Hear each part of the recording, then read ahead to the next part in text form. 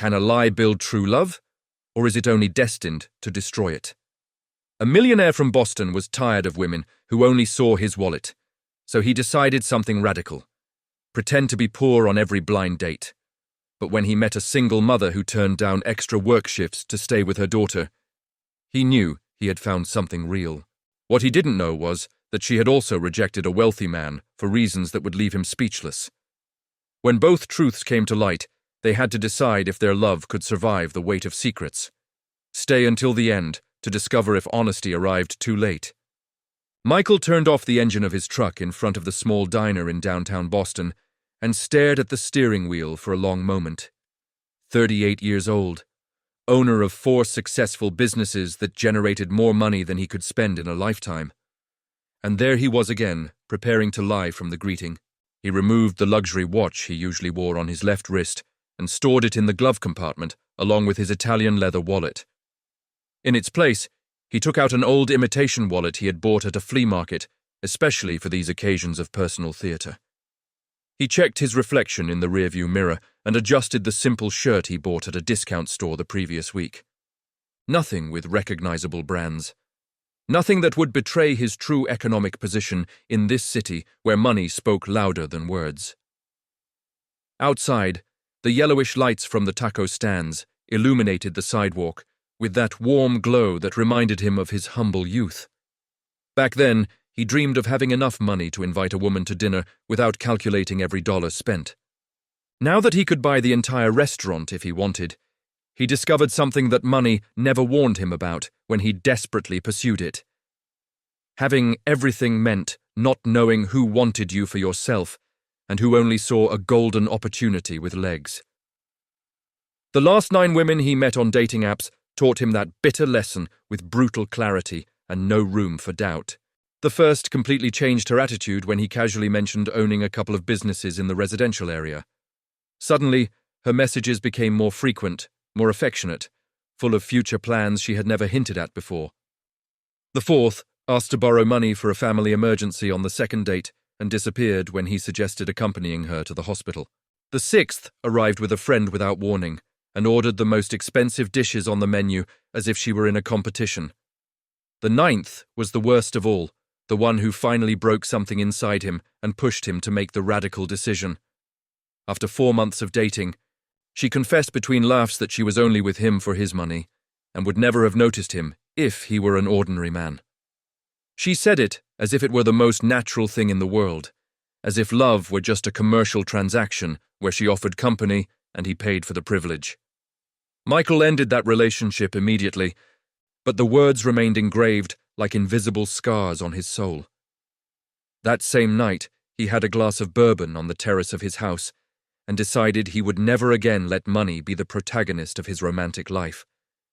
Since then, exactly 5 months and 14 days ago if he counted with obsessive precision, Michael presented himself on every date as a rideshare driver. He invented a complete working-class life that he memorized down to the last detail so as never to contradict himself in conversations. He supposedly lived in a small rental apartment in Dorchester. He shared expenses with an imaginary roommate named Tom and dealt with credit card debts that kept him awake at night according to his false story. He knew street names, traffic problems, complaints about rude passengers, and miserable tips that a real driver would face every day. He practiced in front of the mirror, the tired tone of someone who works 14 hours daily, just to survive month to month without savings. His close friends thought he had lost his mind with this social experiment that bordered on the ridiculous and unnecessary. They told him he would eventually find someone without needing to lie, that not all women were the same as those he met before. But Michael no longer trusted his own judgment to distinguish genuine intentions from perfect performances designed to deceive him. He needed definitive proof to see how a woman treated him when she thought there was nothing material to gain from the relationship. Only then, when he was sure he had found something real, would he reveal the complete truth and face the consequences of his calculated deception. That Thursday night marked his 12th date under the false identity, and Michael had already lowered his expectations to the basement. He took his phone from the dashboard and reviewed Emily's profile once more while walking toward the entrance of the small family restaurant. 32 years old according to her description, nurse at a downtown clinic, single mother of a 7-year-old girl named Sophie. The photos showed a woman with a tired but genuine smile, without those exaggerated filters that transformed faces until they became unrecognizable in person. There were no requirement lists on her profile.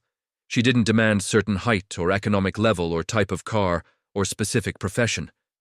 She simply said with simple honesty that she was looking for someone understanding and honest, because her absolute priority was her daughter. That last word caused a pang of guilt in the center of his chest, considering he was about to lie to her from the first second. But he firmly reminded himself this was necessary, that the temporary lie would protect something more valuable than immediate truth. He put the phone in his back pocket and pushed the glass door of the restaurant where the familiar aroma of grilled meat and fresh tortillas greeted him. The place was small and cozy, with red checkered tablecloths on wooden tables and an atmosphere that reminded him of the diners from his poor childhood. He chose a table near the window from where he could watch the street illuminated by old street lamps and flickering business signs. He ordered only a lemonade from the waiter, who approached with notepad in hand and professional smile of someone who had worked there for years. He didn't want to seem desperate by ordering food before she arrived, although his stomach growled after an entire day surviving on coffee and crackers. He observed the families at other tables, small children running between chairs while their parents conversed and shared steaming dishes that smelled delicious. That was exactly what he longed for in the depths of his tired being, that simple and beautiful normality that all his money hadn't been able to buy in luxury boutiques. He wondered if Emily would really arrive, or if she would be another who cancelled at the last minute, with vague excuses sent by cowardly message.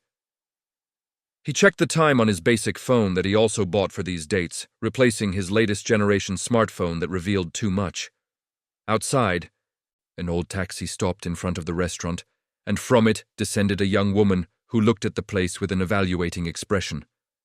She wore simple jeans and a discreet blouse without visible brands, dark hair pulled back in a practical ponytail of someone who doesn't have time for elaborate hairstyles.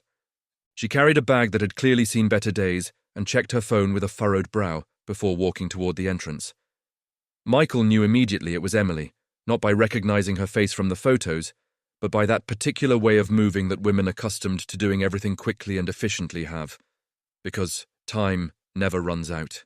He breathed deeply and straightened his posture, preparing to act once more in his deception play, without imagining this woman was about to break all his rules and change his life forever.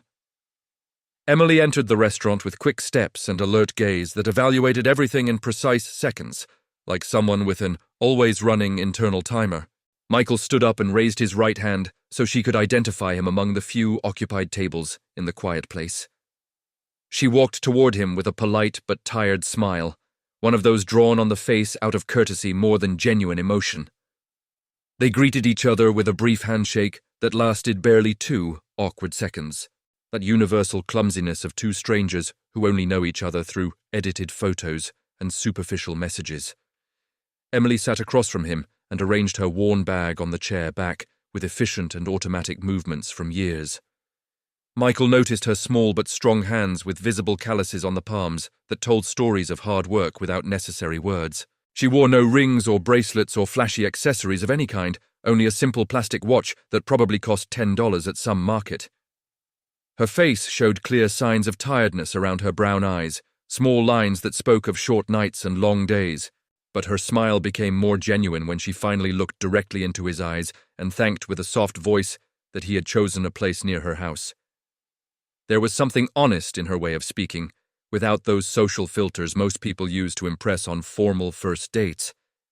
Before Michael could respond or ask what she wanted to order, Emily took her phone from her pocket and checked the time with an automatic gesture. She explained with disarming honesty and no shame that she could only stay an hour and a half maximum because her daughter Sophie was with the neighbor. She said Mrs. Patterson was very kind watching her occasionally, but she didn't like to abuse her goodness or arrive too late to pick her up. Michael nodded and responded that he understood perfectly, although inside he felt growing curiosity about that girl who was clearly the center of the maternal universe. Emily seemed to relax a bit at his understanding response, and left the phone on the table where she could see any urgent call. She took the menu the waiter had just placed in front of her and began reading it with concentrated attention that went beyond hunger. Her eyes moved quickly from one dish to another, stopping at the small numbers indicating prices on the right side. Michael watched her make visible mental calculations in the micro-expressions of her tired face, adding and subtracting like those who live with tight budgets where every dollar counts. When the waiter returned with his notepad ready to write, Emily ordered only a grilled chicken salad with water. It was the most economical item on the menu after the simple bean tacos, but she said it without any shame or unnecessary apology. She accepted her economic reality with a natural dignity that seemed to Michael more elegant than any expensive boutique dress. He ordered exactly the same so as not to make her feel uncomfortable or judged by her austere choice, and the waiter walked away toward the kitchen. The conversation began with that typical formality of first dates where both test the ground before risking real honesty. Emily told him she had worked at City Health Clinic for 6 complete years, that she had learned the profession directly from a mentor when she was barely 21 years old, just graduated. She spoke with genuine pride about her work, mentioning regular patients she now considered almost friends after years of shared confidences. She explained how she liked making sick people feel cared for, who arrived exhausted from their own endless and draining routines. Her voice became animated, describing patient recoveries, successful treatments, the sincere gratitude in the eyes of her satisfied patients. Michael maintained his rehearsed story word for word, presenting himself as a rideshare driver for the past 4 years. He invented anecdotes about peculiar passengers he had practiced in front of the mirror. He complained about Boston's infernal traffic he knew by heart. He mentioned with perfectly acted resigned tone the debts on cards that supposedly kept him awake, calculating impossible numbers every night. He described the rental apartment in Dorchester that supposedly ate up more than half his monthly salary without mercy. He spoke of postponed dreams of having his own business someday far off, goals that moved further away each month with new invented financial emergencies. Emily listened with real and genuine attention, without that glazed and lost look of someone who only waits their turn to talk about themselves. She asked specific questions about his work, nodded with deep understanding when he described economic difficulties she clearly knew firsthand. There was no condescending pity in her calm expression, only horizontal empathy from someone who walks the same rocky terrain every day. She commented that she also had a card with a balance that grew faster than her monthly payment capacity. She mentioned that sometimes she robbed from one expense to cover another, doing financial juggling that required constant mathematical creativity. The waiter brought the steaming salads on simple white ceramic plates, and both ate with honest hunger of workers. Michael asked if she had family nearby to support her with Sophie, and Emily gently shook her head. She explained she was an only child, that her mother had died of cancer when Sophie was barely 3 years old. Her father had remarried the following year and moved to Chicago with his young new wife. She spoke of this without unnecessary drama or seeking compassion, just relating facts she had processed and accepted long ago. She said her dad called occasionally and sent some money at Christmas. But basically, she and Sophie were alone in this world. Then, with a completely different brightness illuminating her tired eyes, she began talking about her daughter with pure love. She told how Sophie was her main engine, and absolute reason for getting up every morning at 5:30, no matter how exhausted she was. She described how the girl was in 2nd grade and loved drawing unicorns and animals with bright colors on any available paper.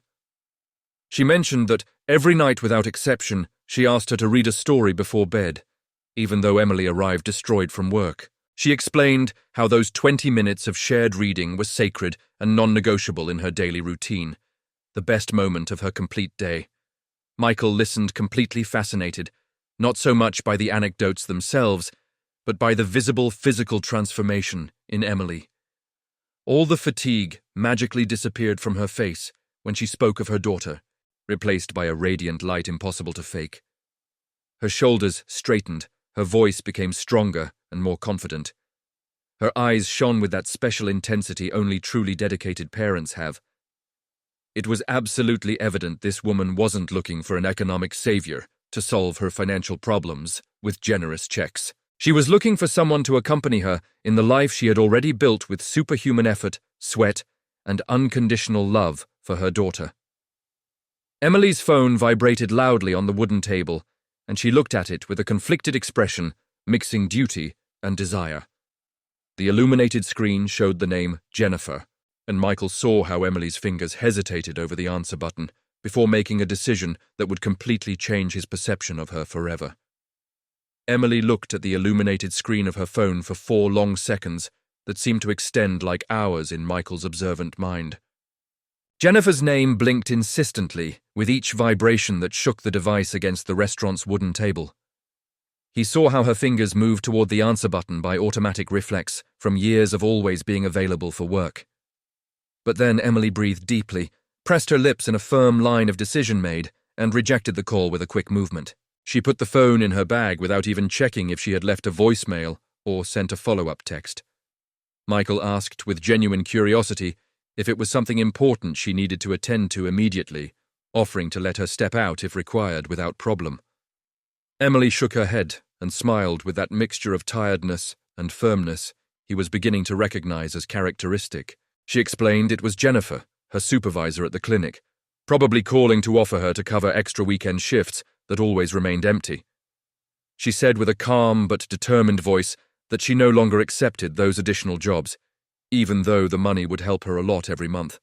She preferred being with Sophie on Saturdays and Sundays complete, watching her play, helping her with homework, simply existing together without haste or clocks marking obligations. Michael felt something move deeply in his chest, a strange emotion he couldn't immediately identify among all his years of superficial relationships. Here was a woman who chose time over dollars, presence over bank accounts, love over economic opportunities others would kill to have. He asked, trying to sound casual, if she had ever been offered better positions at the clinic where she had worked for 6 years already. Emily nodded while biting a piece of salad she chewed slowly before responding with characteristic honesty.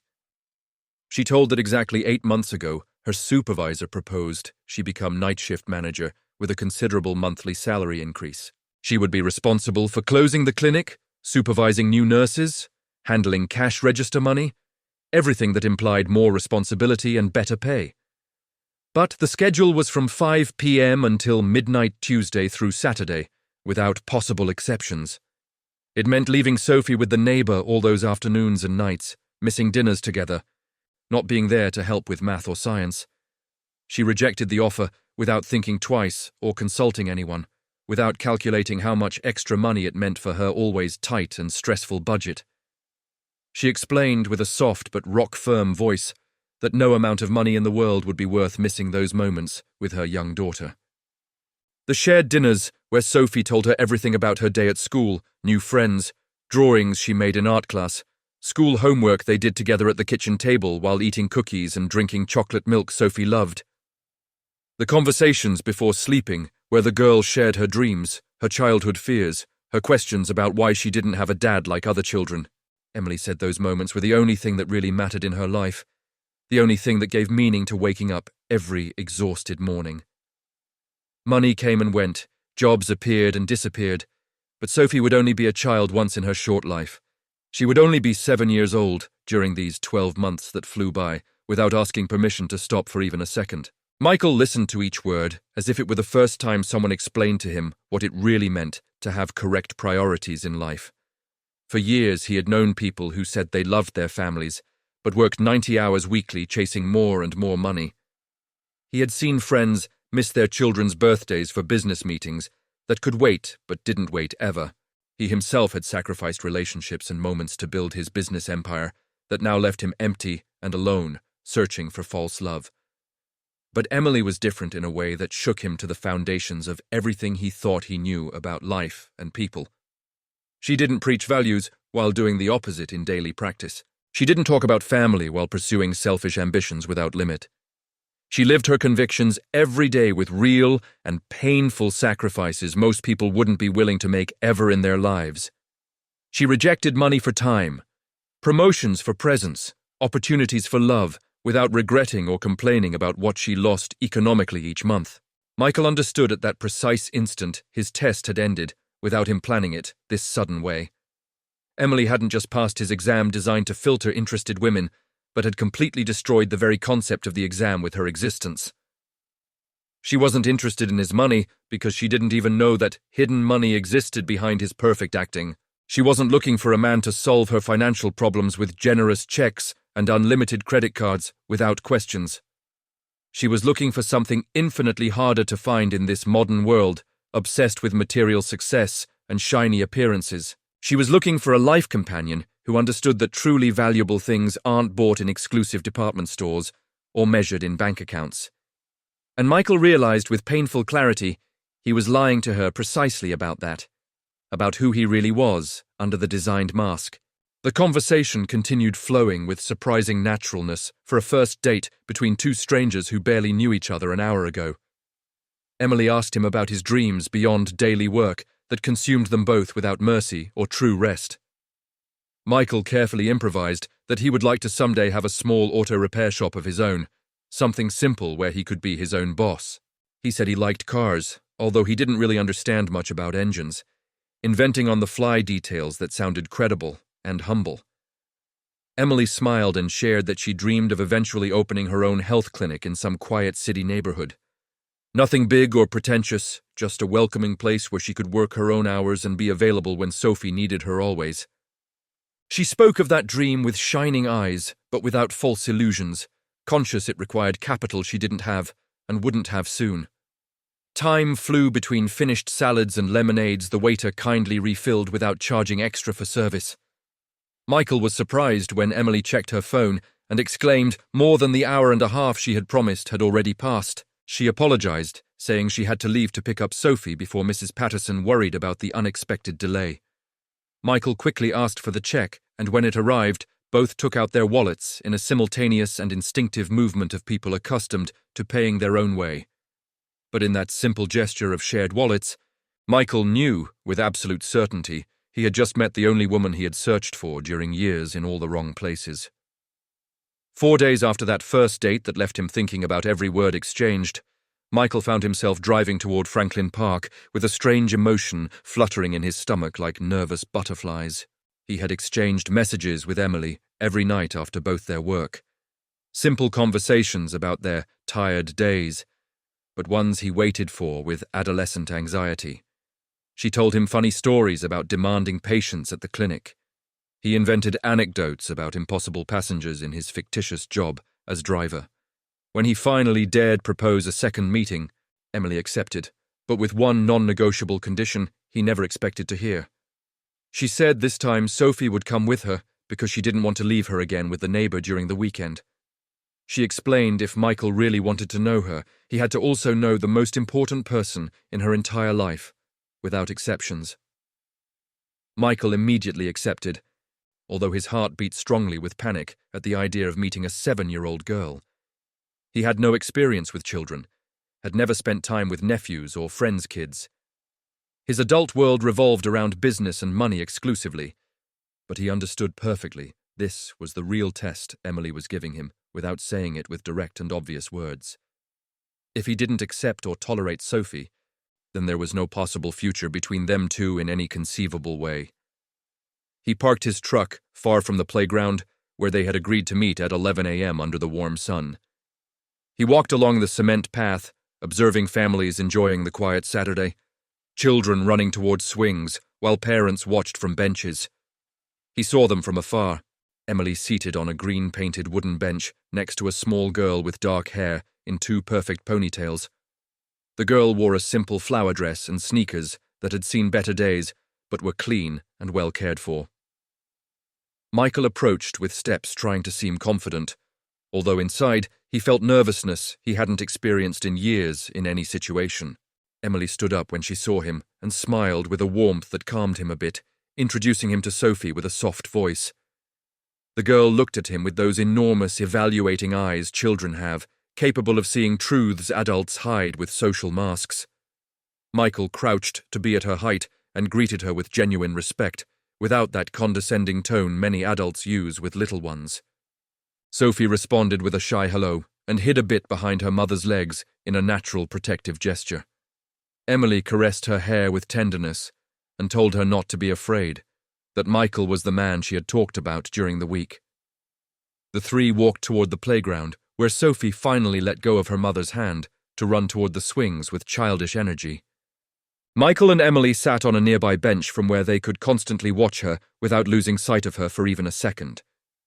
He observed how Emily followed every movement of her daughter with unbreakable maternal attention, ready to jump if something went wrong. They talked about trivial things while Sophie played, but the real communication happened in what wasn't said between casual words and comfortable pauses. After 25 minutes, Sophie returned running with red cheeks from exercise and asked for water from her small backpack. Emily took out a bottle, and the girl drank with intense thirst before looking at Michael with less shyness than before. She asked with that direct curiosity children have if he also drove a car as a real rideshare driver or just said it. Michael smiled at the innocent question and confirmed yes, that he worked driving every day through the city, taking people to different places. Sophie nodded, satisfied with the answer, and then asked if he had ever driven a princess in his work car. The question caught him off guard, and Emily laughed softly at her daughter's idea, explaining Sophie was obsessed with princesses lately from the movies they watched together. Michael responded with unexpected sincerity that he had never driven a princess, but today he had met a very special one in this park. Sophie smiled shyly at the compliment, and Michael felt something warm expand in his chest, seeing that childish and genuine smile. The girl asked if he wanted to see her new drawing she had brought in her backpack to show her mom after playing. Michael said he would love to see it, and Sophie carefully took out a folded sheet of paper several times to fit in the small space. She unfolded it with pride, revealing a drawing made with bright-colored crayons where three figures holding hands smiled under a yellow sun. A tall woman, a small girl in the middle, and a man on the other end that Sophie pointed to, explaining they were her mom, herself, and her favorite teacher from school. Michael felt a strange pang in his heart, noticing the girl drew paternal figures she didn't have in her real daily life. Emily also noticed it, and her expression became melancholic for a brief moment before smiling and telling Sophie it was a very pretty drawing. The girl asked if she could go to the swings again, and Emily nodded, warning her to be careful not to fall like last week. Sophie ran again toward the playground, and Michael took advantage to ask Emily about the girl's father, with delicacy. Emily sighed, and explained with a calm voice that he left when he found out about the pregnancy 8 years ago. He never met Sophie or showed any interest. She said at first it hurt her terribly, but now she was grateful such a man wasn't in her young daughter's life. They spent the next hour playing with Sophie, pushing her on the swings, helping her climb the monkey bars that were too high for her alone. Michael surprised himself genuinely enjoying the company of that girl who talked non-stop about her school, her friends, her favorite cartoons. There was no pretension in Sophie, no mind games or hidden agendas, just the brutal and refreshing honesty of childhood he had forgotten existed. When they finally sat all three on the bench to rest and eat the sandwiches Emily had prepared that morning, Sophie asked Michael if he knew how to do difficult math operations. He responded yes, and the girl immediately took out her homework notebook from the backpack, explaining she had additions and subtractions for Monday. Emily apologized, saying Sophie always carried her notebooks everywhere in case she had free time to get ahead. Michael carefully took the notebook and sat with Sophie on the grass to review the exercises together under the shade of a large tree. He patiently helped her with each problem, explaining simple tricks to add large numbers in her head without using fingers. Sophie listened with absolute attention, asking intelligent questions that showed she really wanted to learn and not just pass time with him. Emily watched them from the bench with an expression on her face Michael couldn't see, but that she didn't try to hide either. It was a mixture of hope and fear, of wanting to believe but having scars from previous disappointments that still hurt on lonely nights. When Sophie finally finished all her homework and hugged Michael, thanking him for the help, he understood that for the first time in his adult life, he was being seen as a normal man with his heart and not as a millionaire with his wallet. The following weeks passed like a beautiful dream from which Michael didn't want to ever wake in his entire perfect life. They saw each other 4 or 5 times a week, always simple encounters that didn't require much money, but did require much honestly shared heart. Walks through Boston Common, where Sophie ran ahead, pointing at old buildings and pigeons that flew scared by her childish energy. Afternoons in Emily's modest apartment, where the three cooked together simple recipes, while Sophie told endless stories about her school. Sundays in different parks, exploring every green corner of the city that seemed new under this light of nascent love. Michael found himself buying ice cream from carts instead of expensive restaurant desserts, playing in public plazas instead of exclusive private clubs, and discovered something he never imagined possible in his 38 years of life, pursuing material success without true rest. He was happier eating $3 hot dogs on the sidewalk with Emily and Sophie than at any elegant dinner with previous women. He laughed more, helping Sophie with her science homework, than in all business meetings of the last 6 years combined. He slept better after saying goodbye to them with a chaste kiss on Emily's cheek than in his enormous empty bed with Egyptian sheets. The money he had pursued so much no longer mattered when he was with them too in simple and perfect moments. But the lie grew like a dark shadow that followed him everywhere without letting him breathe calmly for even a single second of the day. Every time Emily talked about her economic difficulties, every time she declined going somewhere because it was too expensive for her tight budget, every time Sophie asked for something in a store and her mother explained with patience that month the money wasn't enough, Michael felt the weight of his deception like stones accumulating on his chest until he could barely breathe with apparent normalcy. He wanted to confess everything 1,000 times.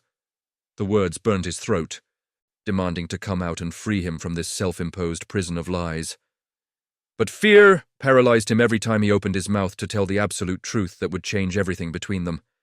Fear of losing them both, of seeing disappointment in Emily's eyes, of hearing Sophie ask why he had lied to them so much. Fear she would think everything had been a cruel game by a bored millionaire having fun with poor people. Fear the love that was flowering between them would wither and die upon discovering the falsehood upon which it was built. His friends noticed the change in him. They saw him more distracted in business meetings he once led, with obsessive passion. They asked him what was wrong, and he couldn't explain he was falling in love with a woman while lying to her about who he really was. One night, his best friend James told him directly he had to confess the truth before it was too late and the damage irreparable. But Michael kept postponing the confession day after day, week after week, trapped in the perfect moment that never opportunely arrived. He had become too accustomed to being just Michael the driver, the simple man who struggled to make ends meet, working hard. He liked how Emily looked at him without that calculating gleam he saw in other women when they discovered his real and abundant money. He loved how Sophie treated him like a normal friend, and not as a potential benefactor who could buy her everything. For the first time in years, he felt valued for who he was inside, and not for what he possessed in his bank account. And that sensation was so addictive and powerful, he didn't want to give it up, even though he knew he was building on quicksand. One Friday afternoon, after picking up Sophie from school and taking them for ice cream at the market, Emily confessed something that hit him like a direct punch to the stomach. She said she was seriously thinking about renting a small space she saw available near her house to open her own health clinic. Finally. Her eyes shone with that cautious hope of someone who dares to dream, but knows dreams cost money she doesn't have available. She explained she had been saving little by little for 3 years, keeping every extra dollar she got without spending it on anything unnecessary or superficial. She already had gathered a small but significant amount, perhaps enough for the first month's rent and some basic indispensable materials. Emily took his hand over the plastic table at the ice cream stand and looked directly into his eyes with vulnerability she rarely showed. She asked him with a soft but serious voice if he would be willing to accompany her in that risky adventure of her own business eventually. She wasn't asking for money. She made that absolutely clear from the beginning of the conversation to avoid uncomfortable and painful misunderstandings. She just wanted to know if he would grow slowly with her, step by step, dollar by dollar, building something together from scratch. She said she wasn't looking for a rich man to solve all her financial problems with a generous and impersonal bank check. She was looking for a life companion who understood the value of shared effort, of small victories celebrated together with genuine joy. Someone who wouldn't give her everything done, but would walk by her side on the difficult and rocky road forward. Michael felt something break inside his chest, a mixture of deep love and devastating guilt that drowned him without mercy. Here was the perfect woman he searched for during years, offering him exactly what he always wanted to find in someone honest and real. And he was lying to her about the only thing she asked of him: to be truthful with her at all times, without exceptions. He opened his mouth to confess everything right there, to tell her he was a millionaire, and could give her the complete space without it costing her anything. But the words stuck in his throat, closed by panic, imagining her reaction of deep and painful betrayal. How to explain he had deceived her for entire months, while she opened her heart to him with brutal honesty? He closed his mouth and silently nodded, telling her, of course, that he would grow with her, that he would love to be part of her dream built together. Emily smiled with visible relief and squeezed his hand hard, explaining she didn't need an immediate answer, but wanted to know what ground they were standing on. Sophie interrupted the serious moment, asking for more strawberry ice cream, and both adults laughed with gratitude for the timely and necessary childish distraction. That night, Michael drove back to his enormous empty house, feeling the weight of his lie heavier than ever before. He sat on the terrace with a glass of whiskey, watching Boston's lights extend to the distant and infinite horizon. He thought about everything he had, about the 4 successful companies, about the bank account with more zeros than he could reasonably spend. And he thought about everything that really mattered, about Emily's smile when she saw him arrive, about Sophie's spontaneous hugs after helping her with school homework. The money meant nothing compared to that. To the family, he was slowly building with 2 extraordinary women who deserved his complete truth. He decided next time they met, he would tell them everything, that he would face the consequences of his deception, however painful they inevitably were. But destiny had other plans that would change everything before he could fulfill his silent promise to himself. Because the next day, Michael would discover a secret about Emily that would not only surprise him deeply, but show him she had also been tested by life in ways he never imagined possible. Saturday morning, Michael arrived early at Emily's apartment to take them to the aquarium as they had planned during the week with excitement. He knocked on the door and waited, hearing Sophie's laughter inside, mixed with her mother's calm voice preparing final breakfast. But when Emily opened the door, her expression was different, more serious than usual in these encounters that always began with smiles. She invited him in, explaining Sophie was finishing getting dressed in her small but always tidy room, like everything in that humble apartment. Michael entered immediately, noticing tension in her shoulders. Something was different in the usually relaxed atmosphere of this home. Emily served him a cup of coffee and sat across from him at the kitchen's small table with a thoughtful expression. She began speaking with a soft but firm voice, telling him something she had kept guarded until now for reasons he would soon understand perfectly well. She explained about a year ago, when Sophie had just turned 6, she met a man at a parent-teacher meeting at the local elementary school. His name was David. He was a successful entrepreneur, owner of several gyms in the city, divorced, with no children of his own, but supposedly interested in forming a family again with someone. They started dating after several casual conversations at school events, where both frequently coincided because of their children in the same classroom. At first, everything seemed perfect, like in the fairy tales Sophie loved reading before bed every night. David was attentive, polite, generous with invitations to nice restaurants Emily had never been able to visit for lack of her own economic resources. He sent flowers to the clinic, surprising her in front of her co-workers, who envied her luck with cheerful and joking comments. He bought her gifts she had first refused, considering them too expensive for someone she had barely known for weeks.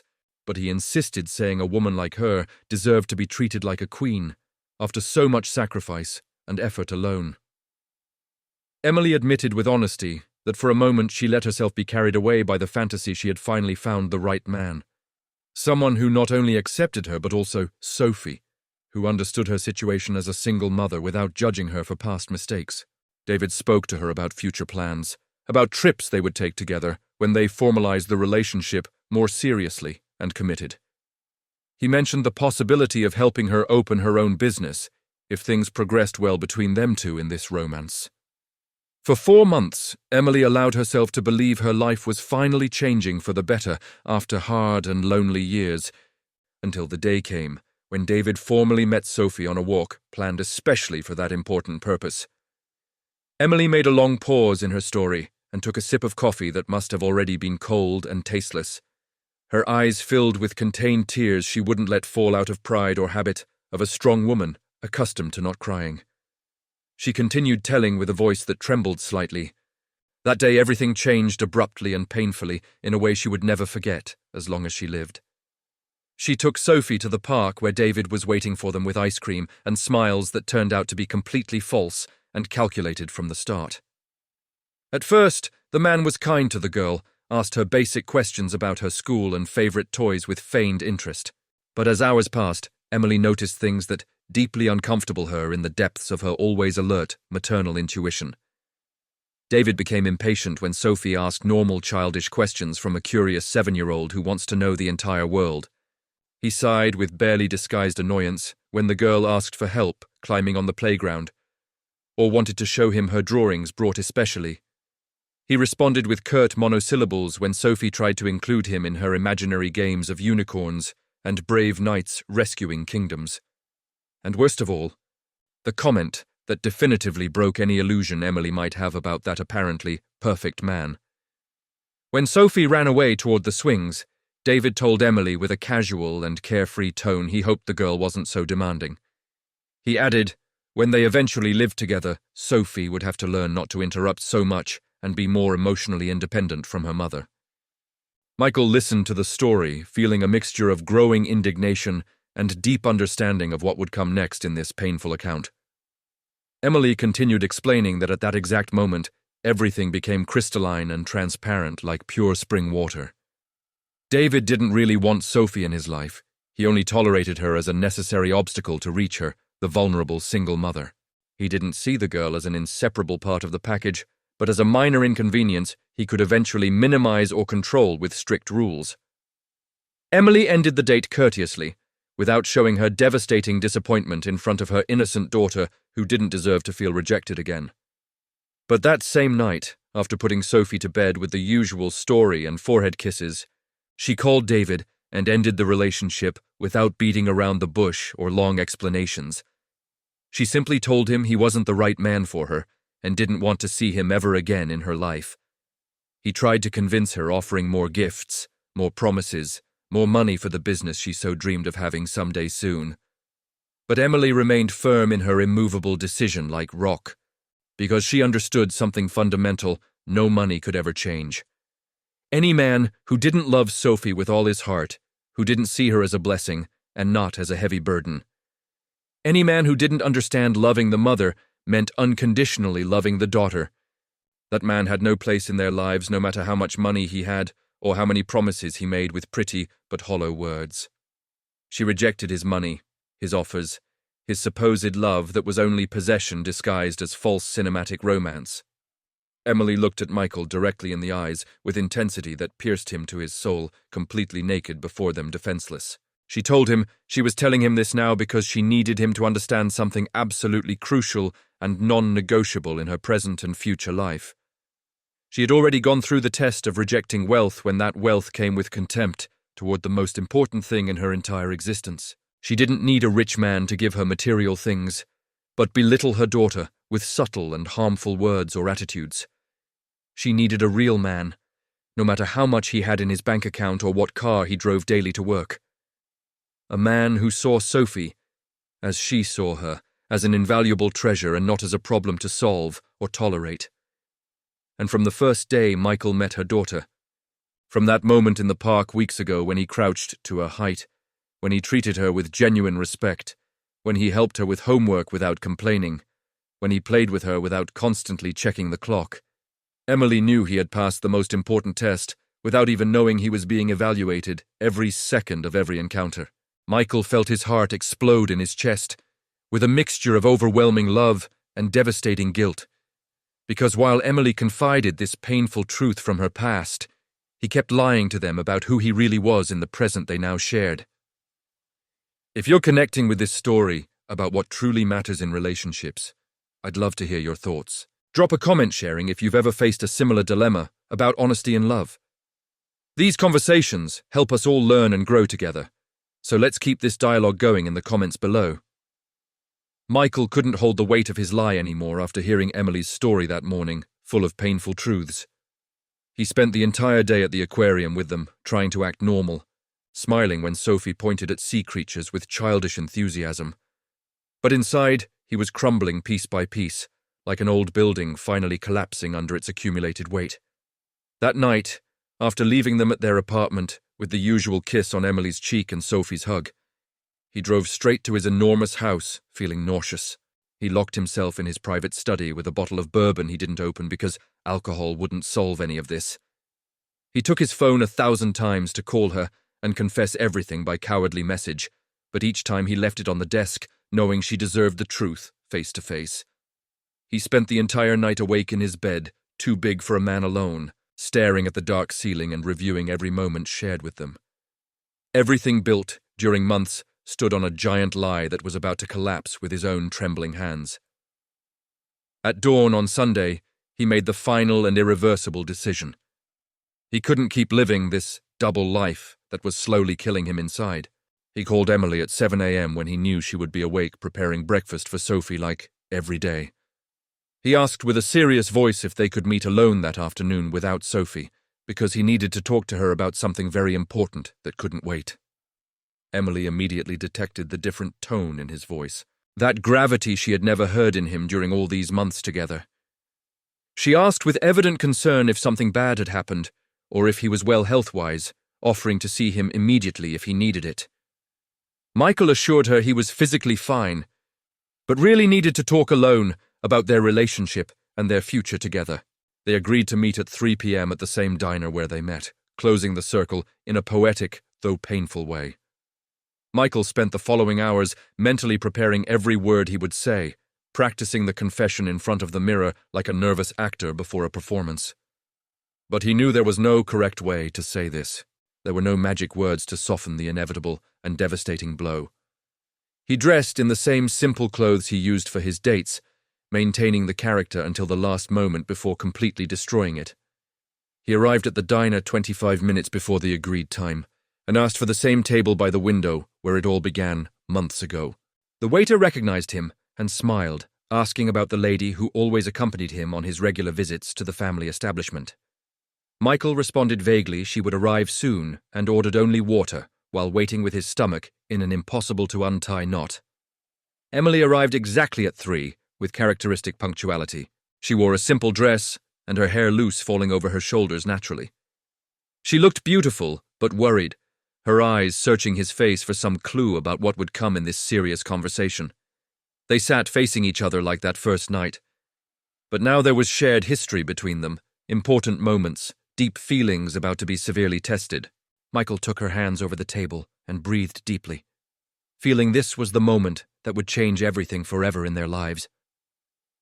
He began telling her there was something he needed to confess for a long time, something he had been hiding out of inexcusable fear and cowardice. Emily frowned, without understanding yet, but squeezed his hands, giving silent permission to continue with whatever it was.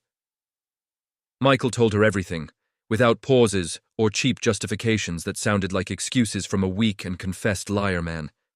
He explained he wasn't a rideshare driver, that complete story was an elaborate lie from the beginning of their relationship together, that in reality he was owner of 4 successful companies in Boston, that he lived in an enormous house in an exclusive residential area of the city, that he had enough money never to work again in his life if he decided tomorrow morning without financial consequences, that everything he had told her about debts, economic difficulties, rental apartment in Dorchester was completely false and specifically invented. He explained the reasons behind his elaborate deception, the previous women who only wanted his money without caring about him as a real person, his decision to pretend to be poor to find genuine love, not contaminated by material interest or disguised economic ambition. He spoke of his test designed to filter interested women, of how she had passed without even knowing she was being constantly evaluated. He confessed he had fallen deeply in love with her during these shared months, but the guilt of lying to her was destroying him. That after hearing her story about David yesterday, he couldn't keep living with this giant lie between them two. Emily slowly withdrew her hands from his, her face passing through a rapid sequence of emotions impossible to completely hide. Initial surprise, disbelief, gradual understanding, and finally something worse than anger. A deep disappointment that settled in her brown eyes. She didn't shout or make a dramatic scene as he half expected in the worst of his mentally rehearsed scenarios. She simply remained looking at him in long silence that hurt more than any accusatory word she could throw at him with just reason. Finally she spoke with a calm voice, but cold as winter ice, colder than Michael had ever experienced in his life. She asked him how much of what they shared was real and how much was part of his perfectly rehearsed performance to deceive her. Michael swore to her his feelings were always genuine, that everything he felt for her and Sophie was true and real. But Emily shook her head sadly, explaining she couldn't trust anything now that she knew he had constantly lied. She told him the worst wasn't the hidden money, but the demonstrated lack of trust during entire months together. That she had given him her complete heart, believing she knew the real man, only to discover he was a carefully invented character. She stood up with slow and dignified movements, took her bag from the chair back without looking directly into his eyes.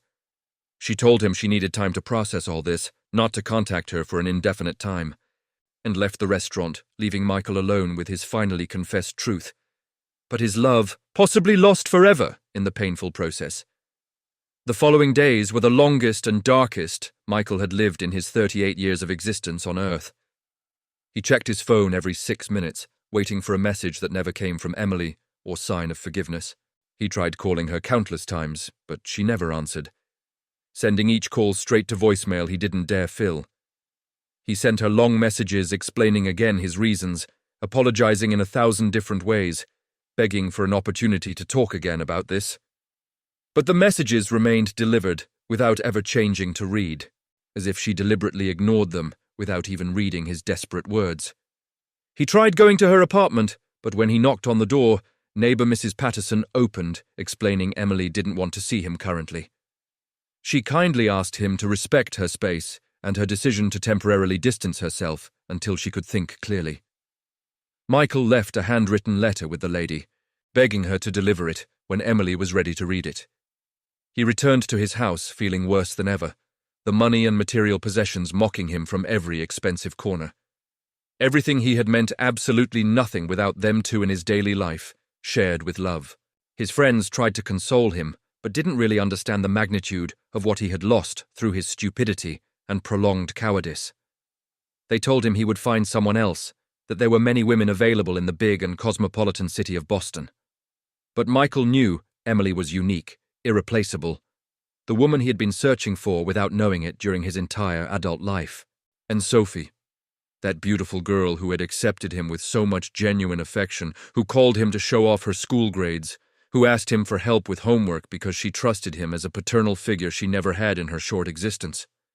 He missed them both with a real physical pain he felt in the center of his chest, constantly, without possible relief, through pills. He couldn't concentrate on work. Business meetings seemed completely irrelevant and insignificant compared to his personal loss. He signed documents without reading them, delegated important decisions to managers, cancelled commitments he previously considered crucial for his business empire. His assistant asked if he was sick because she had never seen him so distracted and disconnected from his responsibilities. Michael didn't know how to explain he was sick of heart, that he suffered from a disease no doctor could cure with prescriptions. On the 6th day of absolute silence that felt like complete years of emotional torture, Michael decided to try something different in his strategy.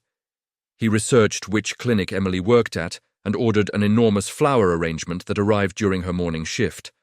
Not cliché red roses, but yellow sunflowers he remembered she mentioned were her favorites because they reminded her of happy days. The card said simply, "I miss you, and I'm sorrier than words can adequately express in this limited space." He also sent a package with art materials for Sophie, professional watercolors, and good quality brushes the girl could use. He included a note for the little one explaining he missed seeing her, and hoped she kept drawing her beautiful unicorns and imaginary worlds. But he received no response from either of the two people who mattered most in his currently collapsed world. On the 8th day, his friend James found him at his house, drinking bourbon alone on the terrace mid-afternoon under the sun. He took the bottle from his hands and told him with necessary harshness he had to accept Emily might never completely forgive him, that some lies were too big to overcome, that some trust breaks were irreparable no matter original intentions. But Michael wasn't ready to give up yet in this battle for the true love he had finally found after years. On the 12th day of her absence, that hurt like an open wound without healing, he received a brief message from Emily, finally breaking the silence. It said, succinctly, "We can talk tomorrow at 5 at the park where you met Sophie that first time together." Michael read the message 1,000 times, analyzing each word, looking for clues about her real intentions for this pending and crucial encounter. She said nothing about forgiving him or giving him another chance. She only proposed talking without specifying tone or final purpose. He spent that night without sleeping, preparing everything he would say, the promises he would make, the guarantees he would offer to recover her betrayed trust. He got up early and showered with extra care, choosing casual but clean clothes demonstrating respect for her and this moment. He arrived at the park half an hour before the agreed appointment and sat on the same bench where Sophie had formerly met him. He remembered that perfect day when the girl showed him her drawing of 3 people holding hands under the bright sun. How he had secretly wished to be that paternal figure on the colored and always optimistic, cheerful paper. He saw Emily approaching, walking alone along the cement path, and his heart beat with renewed strength, knowing this conversation would determine if their story ended here or if they would have a chance to write new chapters together. Sophie wasn't coming with her this time, and that gave him a bad feeling about Emily's real intentions in this encounter. She sat on the bench, maintaining notable physical distance between both bodies that previously naturally sought each other without thinking about spaces. She remained looking toward the playground, where some children played with their parents on this quiet Tuesday afternoon. Michael waited, without knowing if he should speak first or let her begin the pending conversation from eternal days. Finally, Emily spoke with a calm but firm voice without turning to look directly into his still, emotionally closed eyes. She said she had spent the last 12 days constantly thinking about everything he confessed at the diner that Sunday. That she had cried more than she had cried in complete years of accumulated economic difficulties and nocturnal solitudes. That she felt betrayed not only by the lie about money, but by the complete performance during entire months. She explained every time he feigned concern about expenses, every time he declined going places for supposed invented economic limitations, every time they shared the check dividing just dollars like poor equals fighting together. He had consciously lied to her honest face. Emily finally looked at him with those brown eyes that once shone with love and now only showed deep sadness mixed with disappointment. She asked him directly how she could trust again someone capable of sustaining such an elaborate lie for such a prolonged time without remorse. Michael opened his mouth to respond, but words stuck, seeing silent tears rolling down the cheeks of the woman he loved. Knowing his answer in the next minutes would decide their entire shared or forever separated future. Michael wiped Emily's tears with his trembling hand, feeling the complete weight of his mistake in each salty drop he touched. He told her with a broken voice he perfectly understood her justified pain and distrust after months of elaborate deception. That he didn't expect immediate forgiveness or trust restored with only pretty words on an afternoon of empty promises and late repentance. But he begged her to allow him to demonstrate with daily actions who he really was, without masks or designed performances. That the man who fell in love with her was genuine, only the false economic story was invented to protect himself. Emily listened in silence while he confessed. These 12 days, without seeing them, were the emptiest and most miserable of his entire privileged adult life. That he had discovered something fundamental about himself during this painful time of forced and solitary reflection. All his money and business success meant absolutely nothing without her and Sophie in his daily shared world. That he preferred being poor with them two than a millionaire and alone in his enormous, empty house that hurt. Michael promised her he would never lie to her again about anything, big or small, important or trivial, without exceptions. Emily breathed deeply and dried the remaining tears with the back of her hand, tired from crying so much these days. She spoke with a firmer voice, saying she had also reflected a lot about what true love really meant without romantic idealizations. That she had had much time to get angry, to hate the betrayal, to feel foolish for not detecting signs of elaborate lie. But she also had time to remember each shared moment, each genuine gesture, each sincere look that couldn't be completely faked. She remembered how he treated Sophie with authentic respect and affection no actor could sustain for months without revealing falsehood. How he played with her without getting tired. How he listened to her with real attention when she told childish stories without adult sense. How he helped with homework without ever complaining about time invested in a girl who wasn't biologically his. Emily admitted those small details showed her the real man behind the economic lie that had protected him.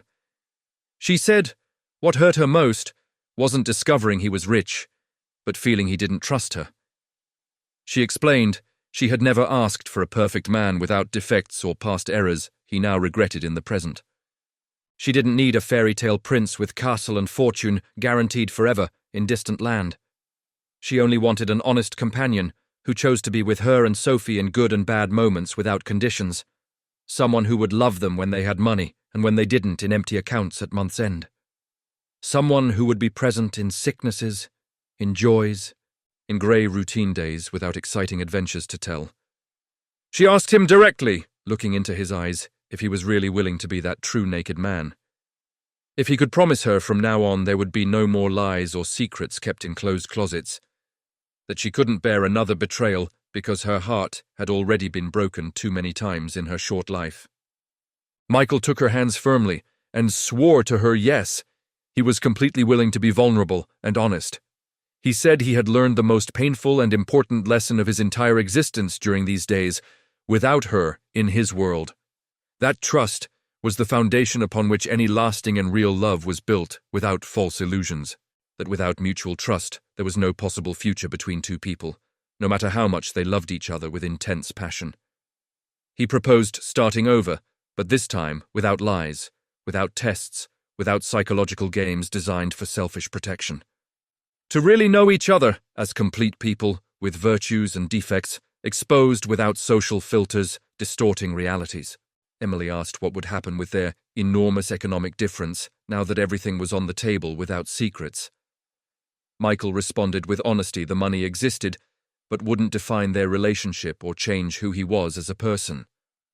That he would keep working because he loved his businesses.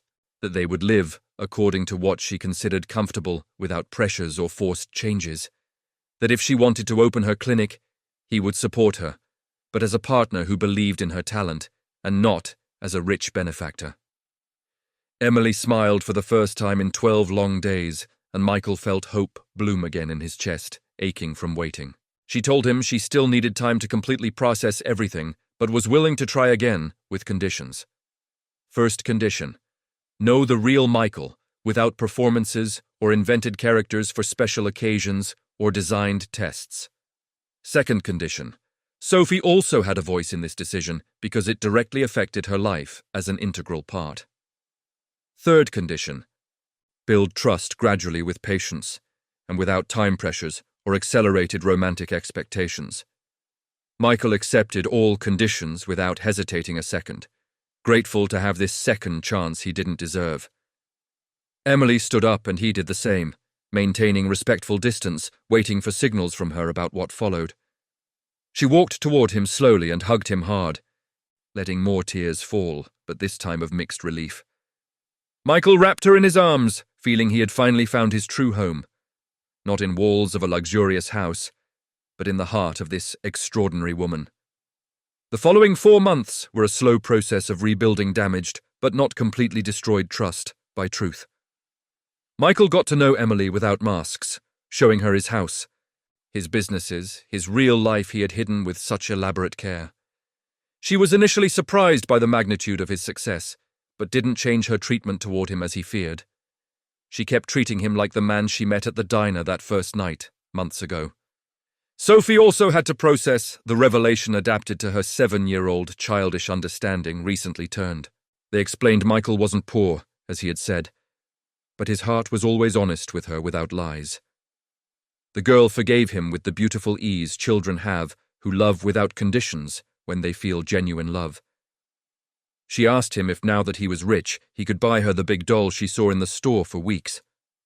Michael and Emily laughed together at the childish innocence, and he promised yes, but only for her upcoming birthday. They learned to balance economic differences with honest conversations about expenses, limits, and values they wanted to transmit to Sophie. Michael fulfilled his promise to support Emily's dream without imposing his resources as a magic solution to all her problems. Together, they searched for the perfect space for her health clinic, but she insisted on paying rent with her personal savings.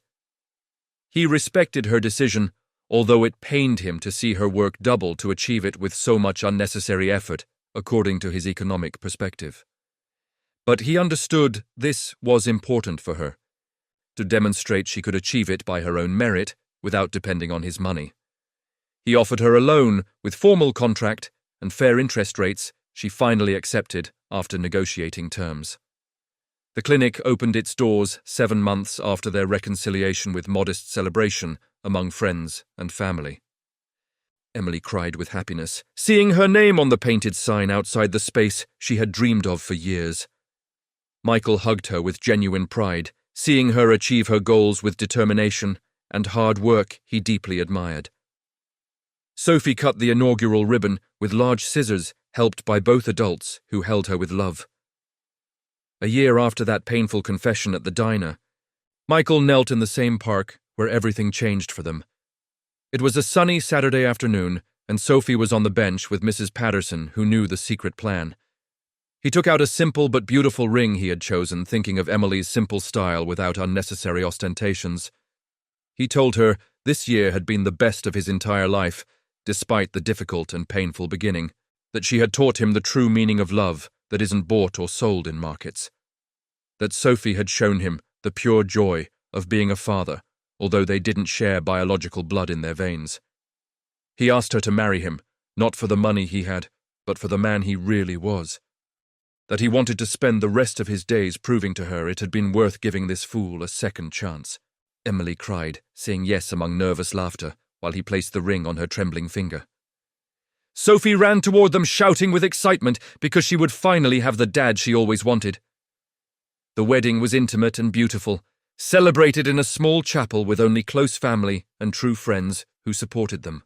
Emily looked radiant in a simple but elegant dress that made her shine with her own light without needing expensive jewelry. Sophie was the proudest flower girl in the entire world, carrying the rings with adult responsibility seriousness. Michael cried when Emily walked toward the altar, taken by her father's arm, who came from Chicago especially. The vows they exchanged were written by themselves, personal promises about honesty, patience, unconditional love in all circumstances. Michael promised to be the faithful husband and present father Sophie had always deserved in her childish life. Emily promised to trust and forgive, to build together a home full of true love, no matter economic or personal challenges.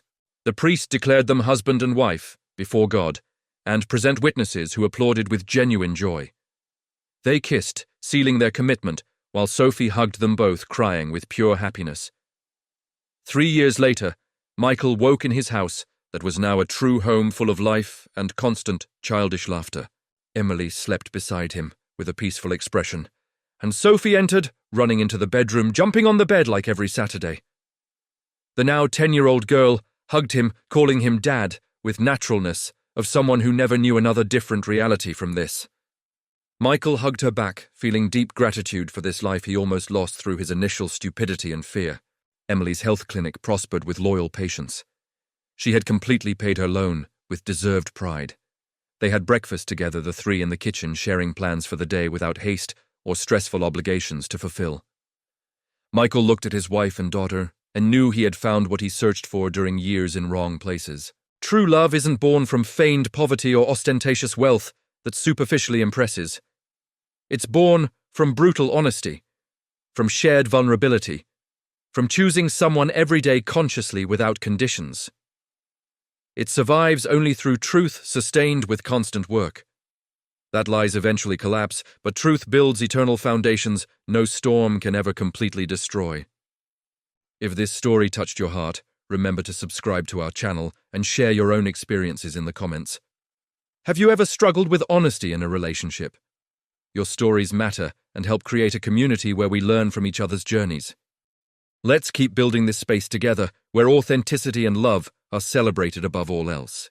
Remember, true love isn't measured in bank accounts, but in moments shared with honesty and open heart. May God bless your life with the authentic love you deserve, that love that accepts you as you are and pushes you to be a better person every day. That love that doesn't seek perfection but truth and remains firm in good and difficult times because it's founded on honesty and unbreakable faith. Amen.